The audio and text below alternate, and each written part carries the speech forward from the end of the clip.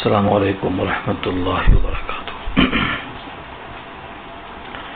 الحمد للہ وحدہ والصلاة والسلام علی من لا نبی بعدہ، اما بعد فاعوذ باللہ من الشیطان الرجیم، بسم اللہ الرحمن الرحیم۔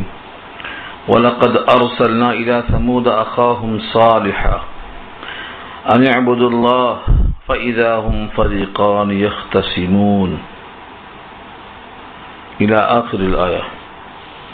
صدق الله العلي العظيم وصدق رسوله النبي الكريم ونحن على ذلك من الشاهدين والشاكرين۔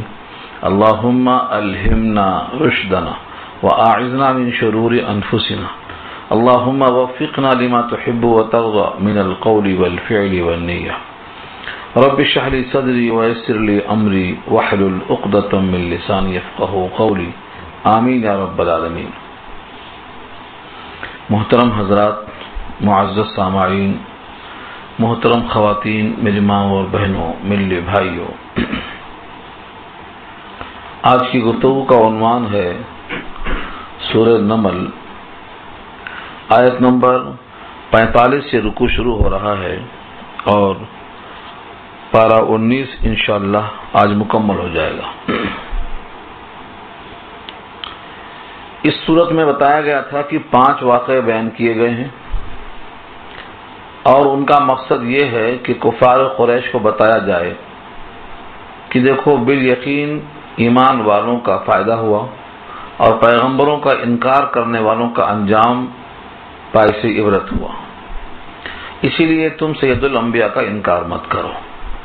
اسی لیے اب تک آپ سلیمان کے ساتھ بلقیس کا واقعہ سن چکے، اس کا نتیجہ وہی ہوا کہ بادشاہت رکھنے کے باوجود بھی نبوت کے سامنے ان کو ڈھیر ہونا پڑا۔ اب یہاں سے دوسرا واقعہ شروع ہوتا ہے۔ یہ واقعہ سورہ اعراف میں تفصیل سے آ چکا ہے، یہاں پر اس بیان شدہ واقعے کی طرف اشارہ کرنا مقصد ہے اور نتیجہ کو پیش کرنا ہے۔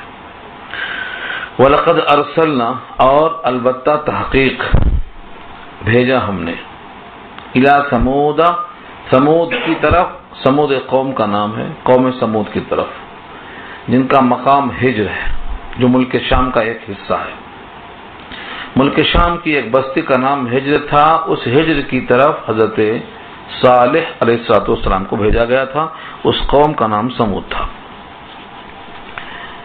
وَلَقَدْ أَرْسَلْنَا إِلَى ثَمُودَ أَخَاهُمْ صَالِحًا أَنِ اعْبُدُوا اللَّهَ، یہ اصل پیغام ہے۔ ان اعبدوا اللہ، ان کے معنی یہ کہ عبادت کرو اللہ کی، اللہ کی عبادت کرو، یہ ہے حضرت صالح کا پیغام۔ اور جتنے انبیاء آئے ان تمام کا یہی پیغام تھا، اعبدوا اللہ، اللہ کی عبادت کرو۔ عبادت سے مراد صرف جسمانی عبادت نہیں ہے، بلکہ عبادت کے جتنے طور طریق ہیں، تذلل اور عاجزی انکساری کے جو بھی ذرائع ہیں اظہار کے، وہ سب اللہ کے لیے خاص ہے۔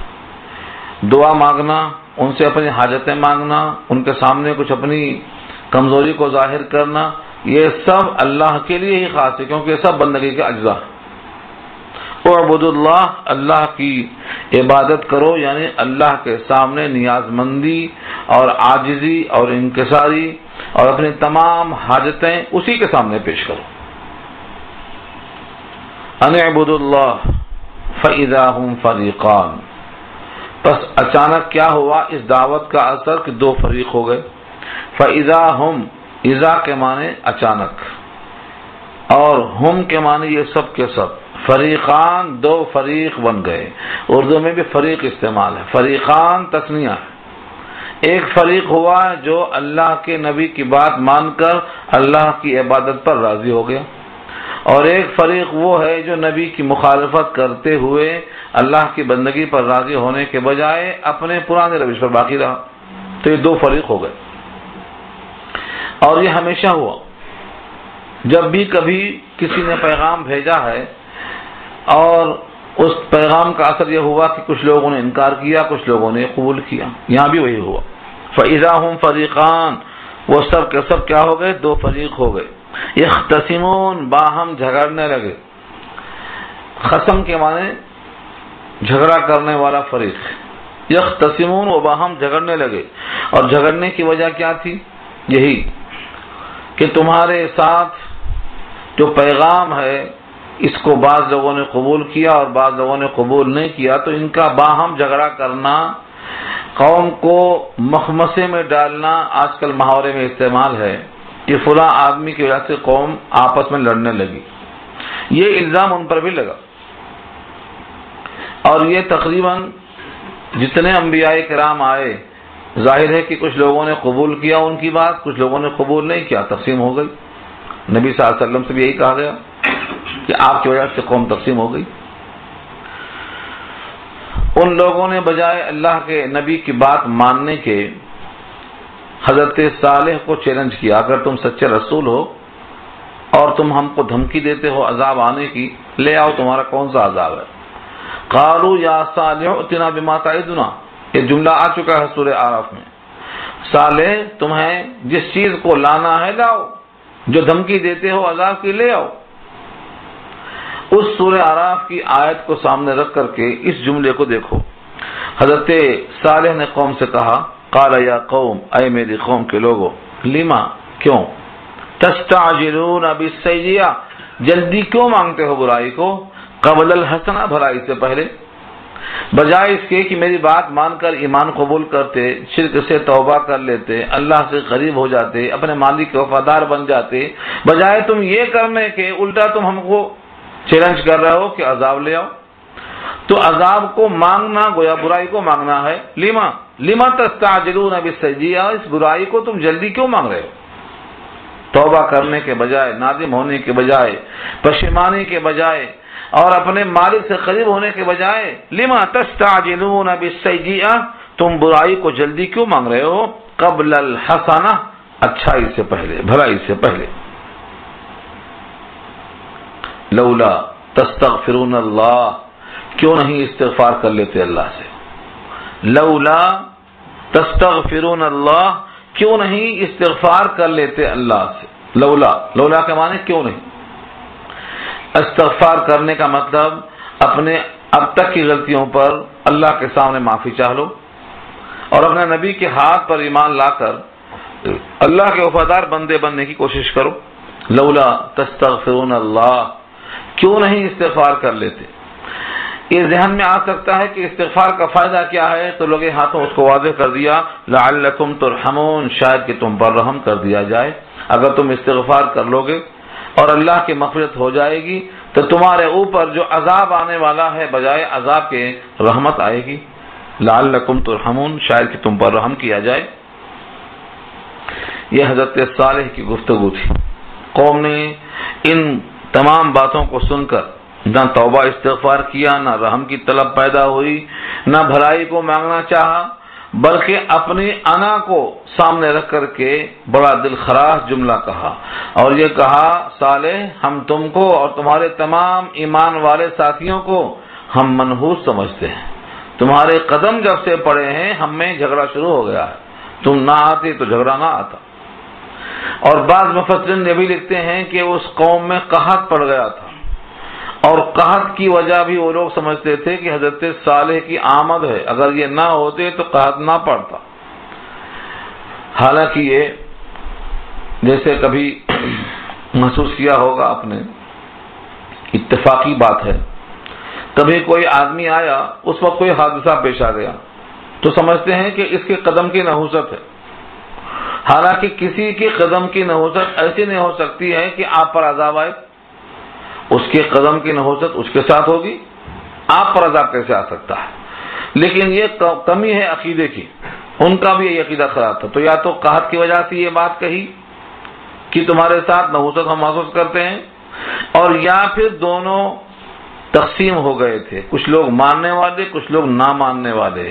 ان دونوں وجہوں کو لکھا شارحین نے. لفظوں کو دیکھیں.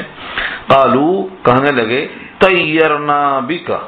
طیرنا، طیر کے معنی آتے ہیں نحوست، شومی قسمت، بدفعلی لینا. کسی آدمی کو دیکھ کر بولنا اب میرا کام نہیں بنے گا، شکل دیکھ لیا میں نے اس کی. یا کوئی ایسا واقعہ پیش آ جائے جو اس کے عقیدے کے مطابق چسپاں ہوتا ہے تو یہاں طیر، طائر کے معنی آتے ہیں قسمت کے بھی، اور جب اگر برائی آ جائے تو معنی ہم تمہارے ساتھ بدفعلی یعنی تمہاری وجہ سے نحوست کے ہم قائل ہیں۔ طائر کے معنی آتے ہیں پرندے کے، اور طائر انسان کو بھی کہا گیا ہے، اقبال نے ان کو بھی طائر ہی کہا ہے، اے طائر لا ہوتی اس رزق سے موت اچھی، تو طائر ان کو بھی کہا، اڑنے والا پرندہ یہ بھی اڑ جاتا، سمجھتے ہیں ہمیشہ ہمیں رہیں گے، نہیں رہتے، اڑ جاتے، وہ پرندے اپنے پروں سے اڑتے، ان کا فیوز اڑ جاتا، چلے جاتے یہ بھی، تو یہ بھی طائر ہی ہے۔ یہاں فرمایا ہے طیر تشدید کے ساتھ ہے، اور جب ملائیں گے قالو کے ساتھ تو پڑھیں گے قالو طیرنا بک، ہم تمہارے ساتھ نحوست کو محسوس کرتے ہیں، بڑا شگون تجھ سے لیتے ہیں، برا شگون، وَبِمَن مَّعَكَ، اور ان لوگوں سے جو تمہارے ساتھ ہیں یعنی ایمان والے، ہم دونوں کو سمجھتے ہیں کہ ان دونوں کے قدم کی نحوست ہے۔ یہ حضرت صالح نے کیا جواب دیا؟ یہ نہیں کہا کہ میرے ساتھ نحوست نہیں ہے، بلکہ یوں فرمایا تمہاری نحوست تو اللہ کے پاس ہے، یعنی تمہارے پاس جو نحوست آئی ہے آپس میں اختلاف کی یا قحط سالی کی، یہ قحط سالی کی یا دونوں کے درمیان افتراق اور انتشار اور جھگڑے کی جو اصل وجہ ہے، اصل سبب ہے، اللہ کے علم ہے یہ،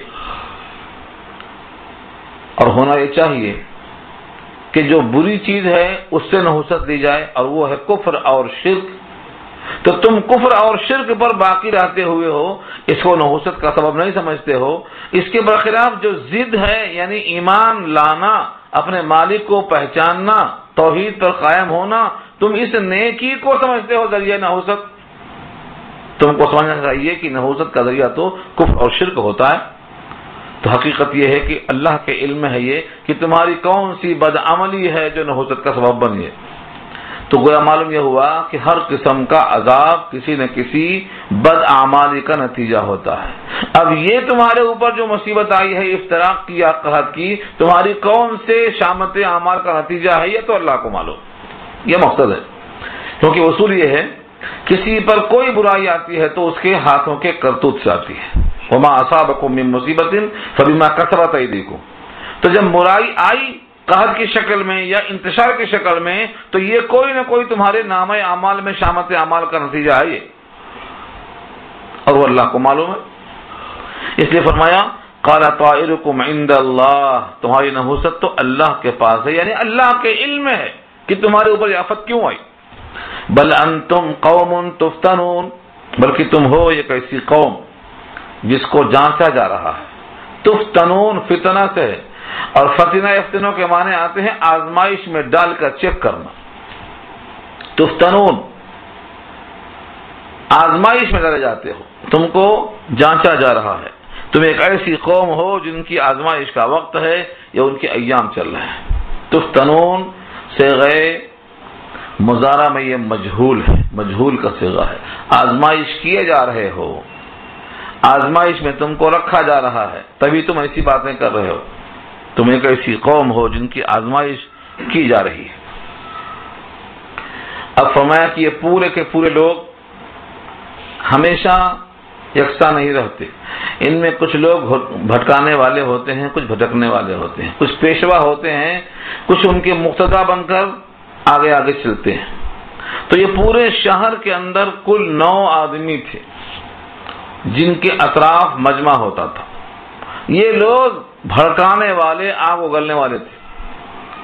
شورا بیان، حالانکہ یہاں پر لفظ رہط استعمال کیا اللہ نے، دیکھیے لفظ کو، وَكَانَ فِي الْمَدِينَةِ 9 رَهْطٍ يُفْسِدُونَ فِي الْأَرْضِ، وَكَانَ فِي الْمَدِينَةِ، اور تھے شہر میں، مدینہ سے مراد یہاں مدینہ نہیں ہے بلکہ مدینہ سے مراد شہر ہے، ہر شہر کو مدینہ ہی کہا جاتا ہے، لیکن اب یہ آہستہ آہستہ معروف ہو گیا ہے کہ مدینہ الرسول کو مدینہ کہا جاتا ہے، رسول کو حذف کر کے، ورنہ لفظی اعتبار سے ہر شہر کو مدینہ ہی کہا جاتا ہے، ہر شہر۔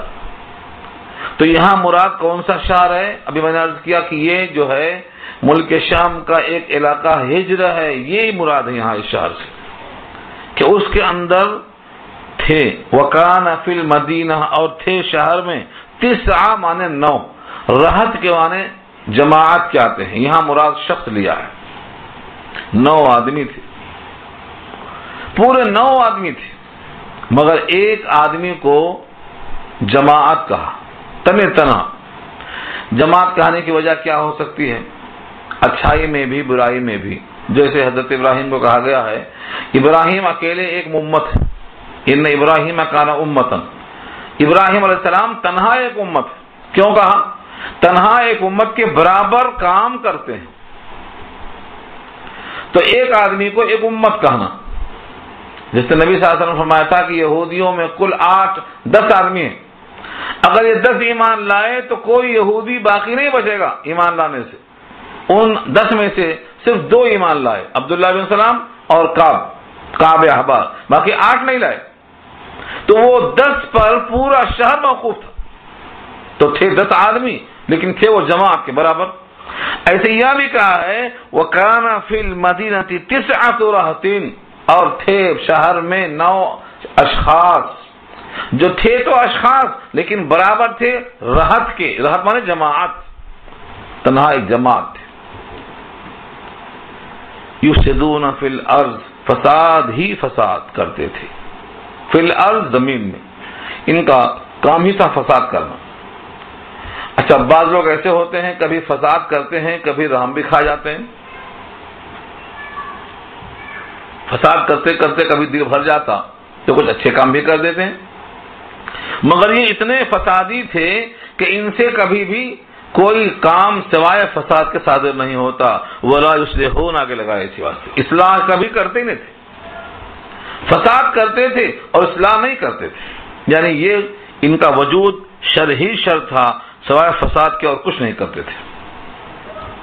ان کی شر انگیزی کو بیان کرنا مقصد ہے کہ ان کے فطرت میں فساد ہی تھا۔ ان لوگوں نے باہم مشورہ کیا کہ حضرت صالح علیہ السلام کو اور ان کے ساتھ جتنے ایمان والے ہیں ان تمام کو راتوں رات ختم کر دو، اور جب ان کے مرنے پر کوئی خون کا دعویٰ کرے گا تو بتا دو کہ ہم تو وہاں تھے ہی نہیں، رات میں کون کس کو دیکھے گا، کوئی چشمدید گواہ تو ملے گا نہیں، لہذا خون کا دعویٰ ثابت نہیں ہوگا۔ یہ جملہ آگے دیکھیے، قالو کہنے لگے، تقاسموا باللہ، قسمیں کھاؤ اللہ کی، اللہ کا انکار نہیں تھا، ان کا اصل جرم تھا اللہ کے ساتھ غیر اللہ کو شریک کرتے تھے، تقاسموا باللہ، قسمیں کھاؤ اللہ کی، لنبیتنہ، تم راتوں رات ان کے اوپر حملہ کرو گے، وَأَهْلَهُ، اور اس کے گھر والوں پر بھی۔ یہاں گھر والوں سے مراد بیوی نہیں ہے، بلکہ جتنے لوگ صاحب ایمان تھے سب ان کے ساتھ تھے، یہ یہاں مراد ہے۔ لَنُبَيِّتَنَّهُ أَهْلَهُ، کہ ہم ضرور بضرور حملہ کریں گے ان پر اور ان کے تمام اہل والوں پر۔ ثم، پھر کیا ہوگا؟ مطلب بعد میں تحقیق ہوگی، تفتیش ہوگی، تلاش ہوگی۔ ثم، پھر لَنَقُولَنَّ لِوَلِيِّهِ، ہم کہہ دیں گے ضرور بضرور اس کے ورثہ سے، اس کے ولیوں سے کہہ دیں گے۔ ولی سے مراد کون ہوگا؟ ان کا بیٹا ہوگا یا ان کے خاندان کا کوئی اور ہوگا؟ یہاں ایک بہت بڑا سوال ہوتا ہے کہ یہ پورے خاندان کو تو ختم کر دیں گے بتا رہے ہیں، پھر اس کے ولی کو خون کا دعویٰ کرنے کا موقع ملے گا، اس کو چھوڑنے کی وجہ کیا ہوگی؟ جب پورے خاندان کو صاف کر رہے ہیں تو ایک کو دعویٰ کرنے کے لیے زندہ کیوں چھوڑ رہے ہیں؟ شارحین لکھتے ہیں یا تو وہ شخص اتنا بڑا بھاری بھرکم ہو کہ اس کے ختم کرنے سے فساد کو قابو میں کرنا مشکل ہو، اس لیے اس کو چھوڑ دیں، اور یا تو پھر وہ بیٹا تو ہو لیکن ایمان والا نہ ہو اور ان کے کفر کی وجہ سے انہی کی پارٹی میں ہو، اگر وہ بعد میں اپنے باپ کے خون کا دعویٰ کر بیٹھے تو ہم کیا جواب دیں گے، اس کا پلان بنا رہے ہیں۔ یہ حقیقت حال اللہ کو معلوم، جملے کا مطلب یہ ہو رہا ہے کہ پھر ہم ضرور ان کے ولیوں سے کہہ دیں گے ما شہدنا مہلک اہلہ، ہم تو حاضر ہی نہیں تھے ان کے اہل کی ہلاکت کے وقت۔ مہلک کے معنی ہلاکت کی جگہ یا ہلاکت کا وقت، اور اہل ہی سے مراد ان کے گھر والے، ان کے گھر والوں کی ہلاکت کے وقت یا ہلاکت کی جگہ ہم تو موجود ہی نہیں تھے، یہ کہہ دیں گے۔ اب کون وارث ہوگا، کون بچے گا، کون خون کا دعویٰ کرے گا، یہ سب قرآن نے وضاحت نہیں کی ہے۔ ان کا مقصد بہرحال یہ تھا کہ ایسا ختم کر دو کہ پورے گھر والے صاف ہو جائیں۔ اب کوئی اگر بچہ ان کے ورثہ میں سے اور دعویٰ کرے گا تو ہم کہہ دیں گے ما شہدنا مہلک اہلہ، ہم تو تھے ہی نہیں، ہم کو پتہ ہی نہیں، رات میں کون کس کو دیکھے گا۔ اور آگے فرماتے ہیں وَإِنَّا لَصَادِقُونَ، اور ہم اس میں سچے ہیں، یعنی ختم کرنے کے بعد ورثہ سے کہیں گے کہ ہم تو مرنے کی جگہ پر تھے ہی نہیں اور ہم اس میں سچے ہیں۔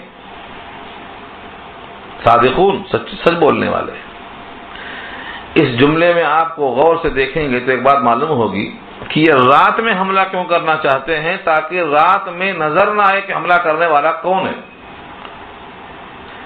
اور یہ صبح کہہ دیں گے کہ ہم تو موجود تھے ہی نہیں اور ہم اس واقعے میں سچے ہیں۔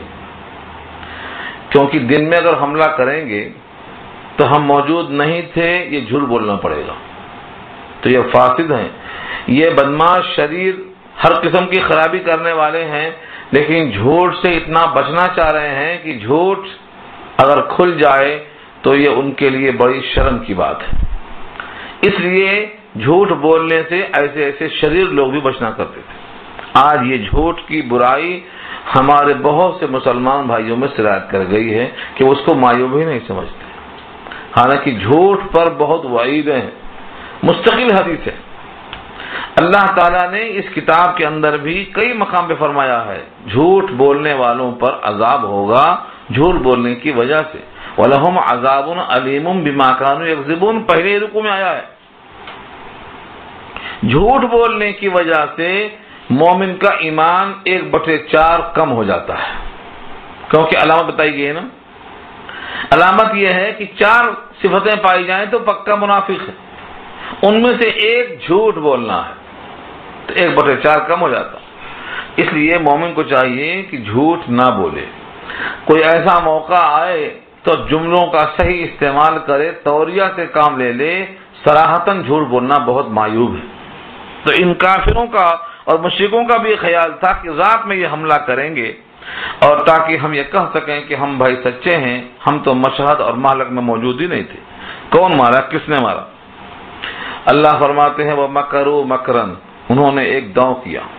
مکرو، مکر کے معنی مکر و فریب اردو میں استعمال ہے، لیکن اردو میں جو مکر ہے یہ برائی ہی کے معنی میں استعمال ہوتا ہے۔ عربی کا مکر دونوں معنوں میں آتا ہے، مکر کے معنی خفیہ سازش، اگر خفیہ سازش اور منصوبہ کسی اچھے کام کے لیے ہے تب بھی مکر کہیں گے، اور کسی برے کام کے لیے ہے تب بھی مکر کہیں گے۔ چنانچہ اللہ نے برے مکر اور اچھے مکر کو وضاحت کرنے کے لیے لفظ سیئ کا اضافہ فرمایا دوسرے مقام پر، وَلَا يَحِيقُ الْمَكْرُ السَّيِّئُ إِلَّا بِأَهْلِهِ، تو مکر کے ساتھ السیئ کا اضافہ بتا رہا ہے کہ مکر دونوں معنوں میں استعمال ہوتا ہے۔ اللہ نے یہاں فرمایا وَمَكَرُوا مَكْرًا، انہوں نے ایک داؤں کیا، ایک فریب کیا، ایک مکر کیا، وَمَكَرْنَا مَكْرًا، اور ہم نے بھی ایک داؤں کیا۔ تو اگر برائی ہی میں استعمال ہوتا تو پھر اللہ نے کیسے مکر کیا؟ معلوم یہ ہوا خفیہ تدبیر کرنے کو مکر کہتے ہیں۔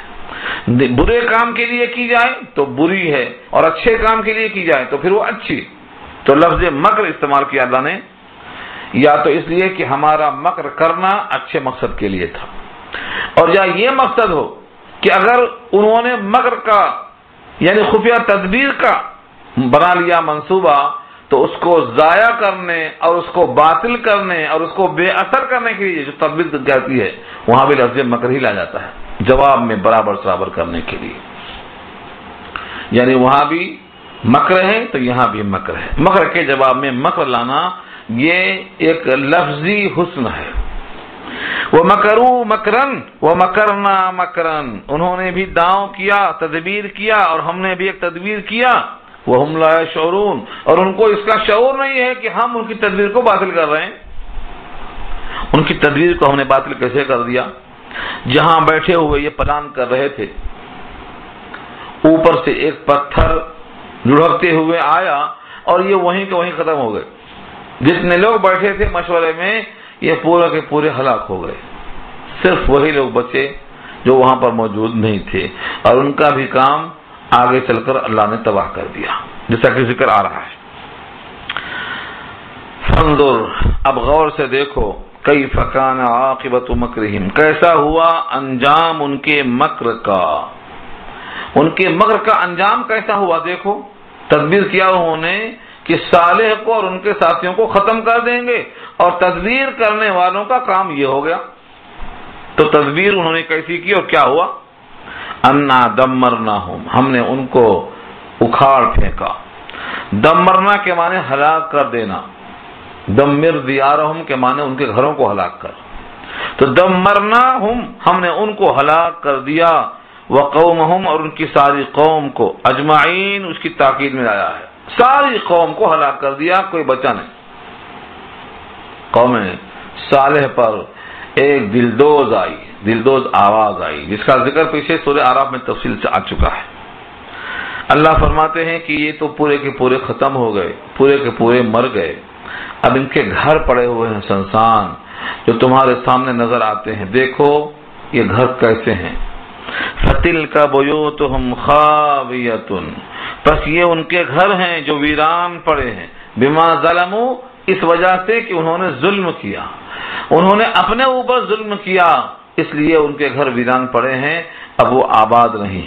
مکے والوں سے بتا دو کہ یہ ویران گھر جو ان کے رہنے والوں کی ظلم کی وجہ سے ویران پڑ گئے ہیں، یہ سب بتاتے ہیں کہ اگر تم نے بھی ظلم کیا اور نبیوں کی بات کا انکار کیا تو تمہارا بھی انجام ہوگا۔ اس لیے فرمایا ان فی ذالک لآیہ، بے شک اس میں نشانی ہے، لقوم، ایسی قوم کے واسطے، یعلمون، جو جانتے ہیں، یعنی جو جانتے ہیں کہ ایمان والوں کا انجام کیا ہوتا ہے اور ایمان کی ضد میں رہنے والوں کا انجام کیا ہوتا ہے، ان کو یہاں پر نتیجہ مہیا ہے۔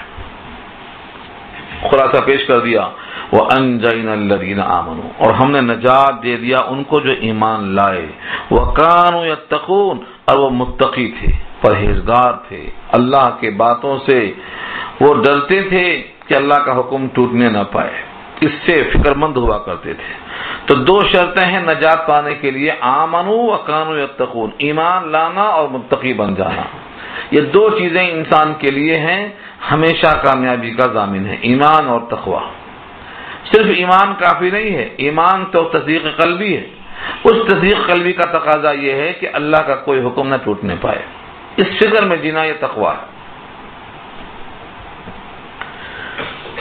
دوسرا تذکرہ ضمنی یہاں آیا حضرت لوط علیہ السلام کا، ان کا بھی واقعہ تفصیل سے کئی مقام پہ آ چکا ہے۔ اشارہ کیا وَلُوطًا اِذْ قَالَ لِقَوْمِهِ، اور لوط علیہ السلام نے جب کہا اپنی قوم سے، اَتَأْتُونَ الْفَاحِشَةَ، کیا تم بے حیائی کا ارتکاب کرتے ہو، وَأَنْتُمْ تُبْصِرُونَ، حالانکہ تم سمجھ رکھتے ہو، سمجھ بوجھ کے مالک ہو، اور تم کو نظر آتا ہے، تم دیکھتے ہو، کیا دیکھتے ہو؟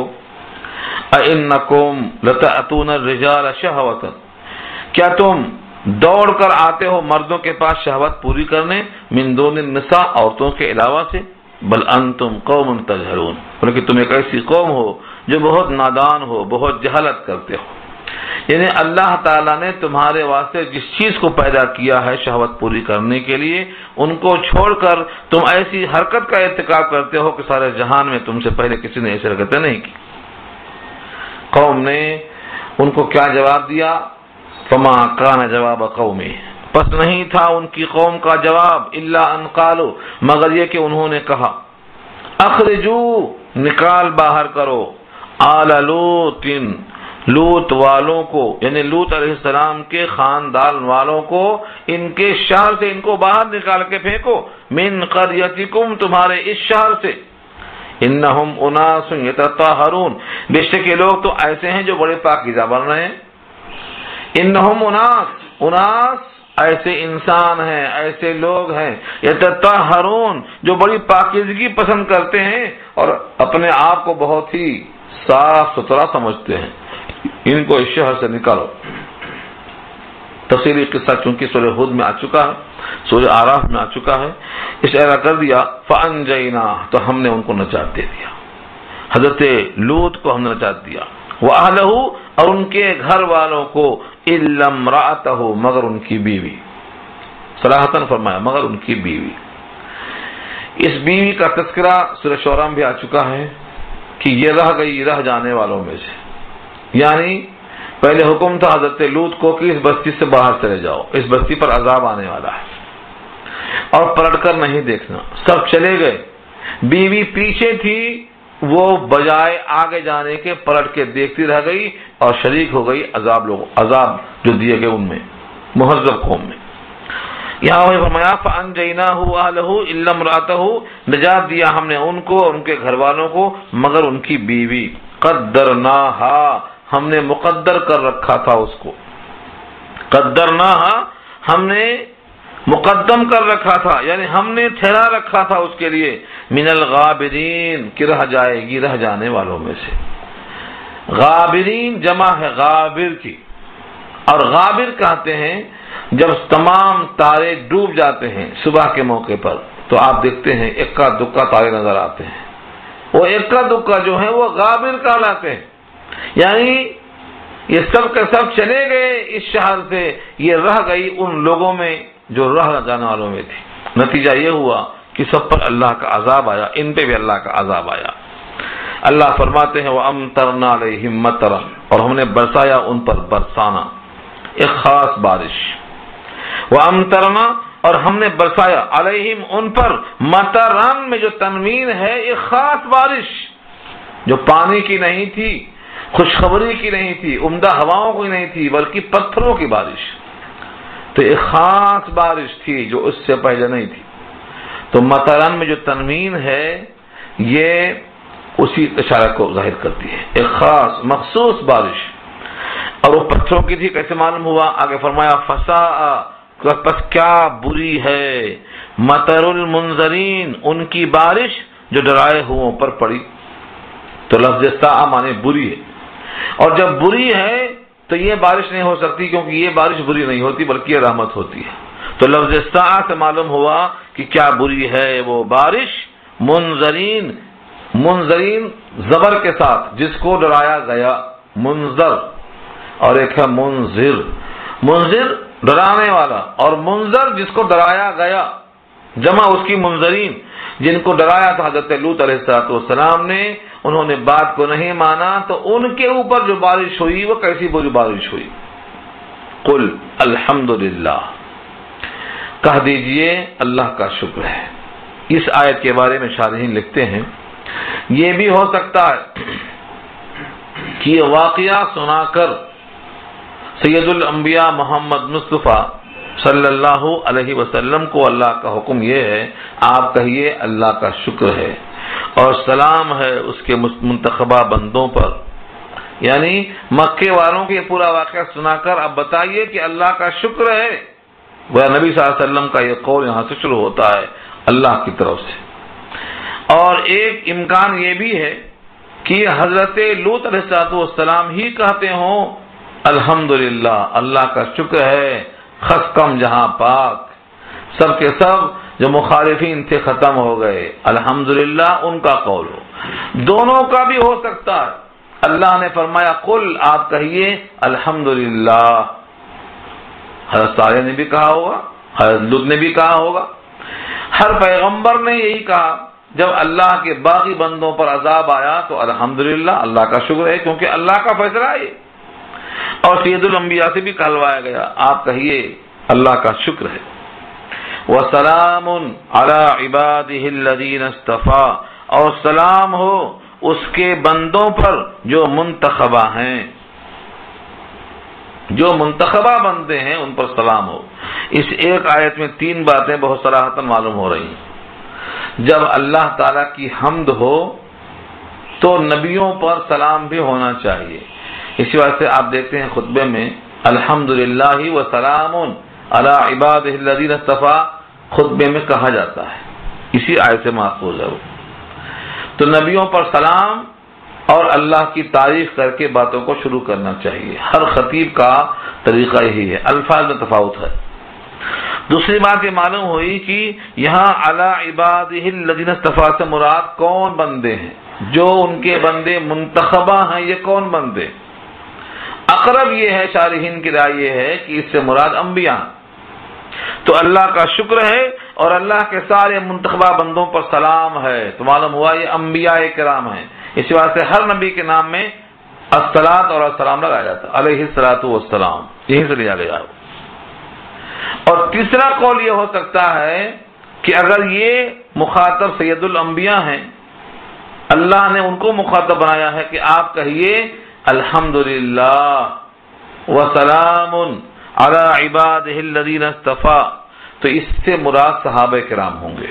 ایک قول یہ بھی ہے، ابن عباس کی رائے کے مطابق صحابہ کرام ہوں گے۔ تو اگر صحابہ کرام ہوں گے تو پھر غیر نبی کے لیے بھی لفظ سلام کا استعمال کرنا درست ہوگا۔ اب تک کا محاورہ کیا ہے؟ انبیاء کے لیے علیہ الصلوۃ والسلام، سید الانبیاء کے لیے صلی اللہ علیہ وسلم، صحابہ کے لیے رضی اللہ تعالی عنہم، صحابیات کے لیے رضی اللہ تعالی عنہن، اور اکابر جو بزرگ گزرے ان کے واسطے رحمت اللہ علیہ۔ لیکن یہاں اگر صحابہ مراد لیے جائیں تو پھر غیر نبی کے لیے بھی سلام کا لفظ استعمال کرنا جائز ثابت ہوگا۔ یہ اخذ کیا ہوا، خلاصہ کیا نکلا؟ آپ کہیے اللہ کا شکر ہے، اللہ کی تعریفیں ہیں اور سلام ہے اس کے بندوں پر جس کو اس نے چن لیا۔ اللہ خیر، اللہ خیر میں ایک تو اللہ کا لفظ ہے، دوسرے اس سے پہلے لفظ ہے۔ آ کے معنی کیا؟ کوشچن کے لیے آیا۔ جب دو اکٹھا ہو گئے تو ان کو لمبا کر دیا ظاہر کرنے کے لیے۔ اگر ادغام کر کے جوڑ دیتے تو کوشچن سمجھ نہیں آتا، اللہ ہو جاتا۔ دو حمزہ جوڑیں گے تو بھی مل جائے گا، اس واسطے اس کو لمبا کا مد کر دیا تاکہ معلوم ہو جائے اللہ خیرن، کیا اللہ بہتر ہے، اما، یہ اما ایک لفظ نہیں ہے، ام کے معنی کیا اور ام کے معنی یا، اور دوسرے ما بمعنی الذی کے ہے، ان دونوں کا مرکب ہے یہ اما، یعنی ہوگا یوں ام ما، یا وہ جو یشرکون شریک ٹھہراتے ہیں، یعنی اللہ بہتر ہے یا وہ لوگ بہتر ہیں جن کو لوگ شریک ٹھہراتے ہیں۔ ظاہر یہ ہے کہ اللہ ہی بہتر ہے، کیونکہ اللہ کے نبیوں کو غلبہ اللہ نے دیا ہے، اللہ کے ماننے والے ہمیشہ غالب رہے ہیں، نتیجے کے اعتبار سے ان کو ہی قرار ملتا ہے۔ لہذا یہ استفہام ضرور ہے، سوال ضرور ہے، لیکن جواب میں کہا جائے گا اللہ خیر، اللہ بہتر ہیں ان تمام چیزوں سے جس کو وہ لوگ شریک کرتے ہیں۔ تو لفظ اما جو یہاں وہ ایک حرف نہیں ہے، ام اور ما، ان دونوں کو جب ملائیں گے تو ام مانے یا اور ما بمانا الذی۔ اب ان دونوں کو اکٹھا کیوں کیا گیا؟ کیونکہ دونوں میم جب آ گئی تو قاعدہ یہ ہے کہ دو میم ہو یا کوئی بھی حرف دو ہو، ایک ہی جنس کا ہو تو الگ الگ نہیں پڑھتے، اس کو ملا دیتے۔ تو یہ ام اور ما جا کے بن گیا اما۔ قل الحمد للہ وسلام علی عبادہ الذین اصطفیٰ اللہ خیر اما یشرکون، کہہ دو اللہ کی تعریفیں ہیں اور سلام ہے اس کے ان بندوں پر جن کو اللہ نے منتخب کر لیا، کیا اللہ بہتر ہے یا وہ جن کو وہ لوگ شریک ٹھہراتے ہیں۔ بات مکمل ہو گئی، پارا ختم ہو گیا، دعا کر لیجیے۔